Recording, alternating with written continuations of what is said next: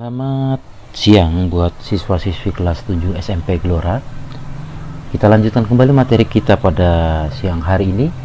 Dan bahasan materi kita adalah tentang sudah memasuki bab yang keempat, yaitu tentang bahasa pemrograman visual sederhana. Kalau di sini ada pertanyaan, sebutkan makanan yang paling kamu suka. Apa?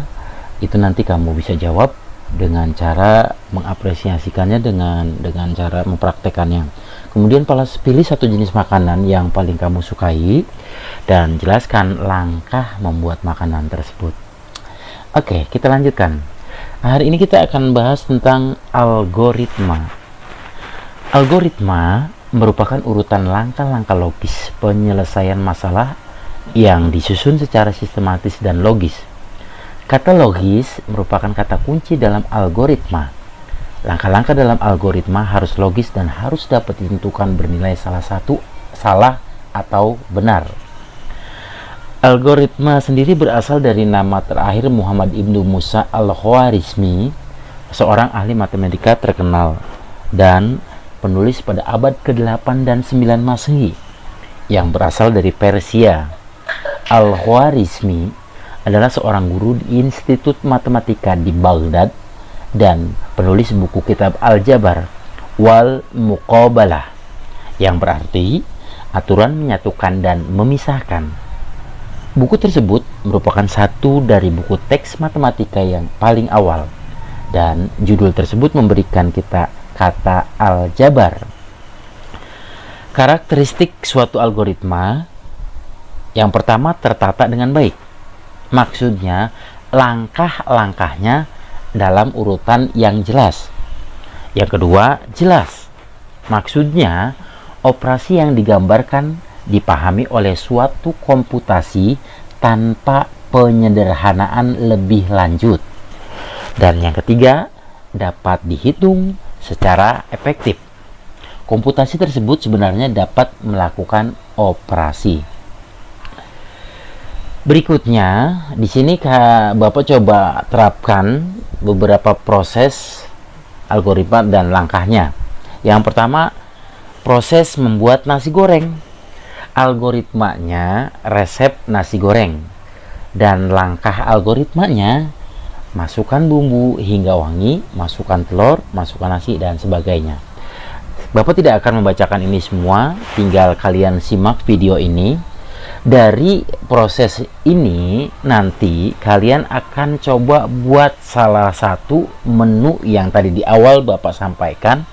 Makanan apa yang kalian paling sukai? Sumpama mie instan.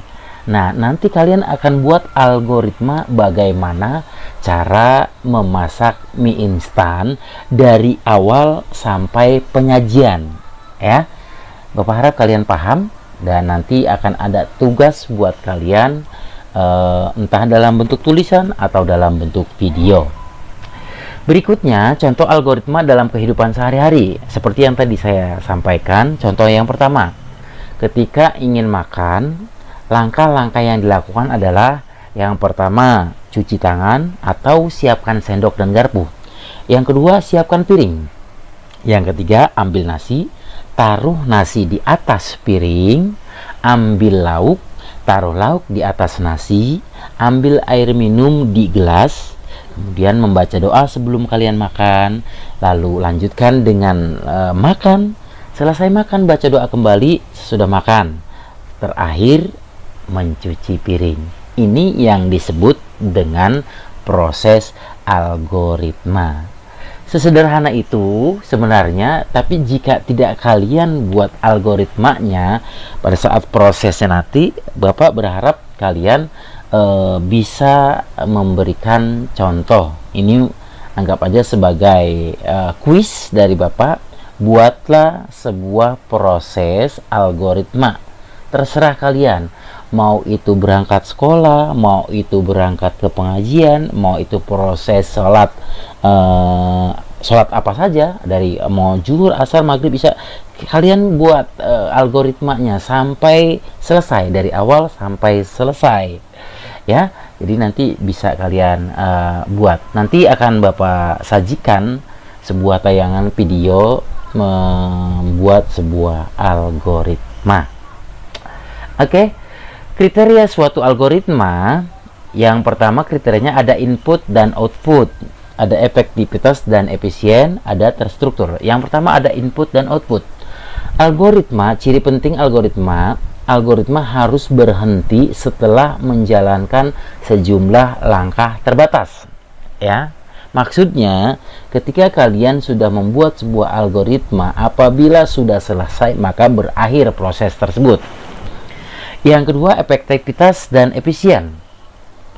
Ciri penting algoritma dari efektivitas dan efisien, setiap langkah harus didefinisikan dengan tepat dan tidak berarti dua atau ambiguitas. Maksudnya begini, ketika langkah-langkah yang kalian buat itu harus berurutan, ya.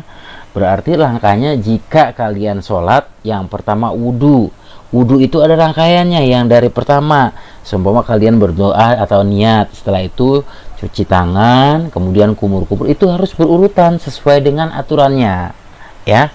Yang ketiga, terstruktur. Sama, ciri penting nih maksud algoritmanya, algoritma memiliki 0 atau lebih masukan, algoritma juga memiliki 0 atau lebih keluaran. Yang ketiga, algoritma harus efektif.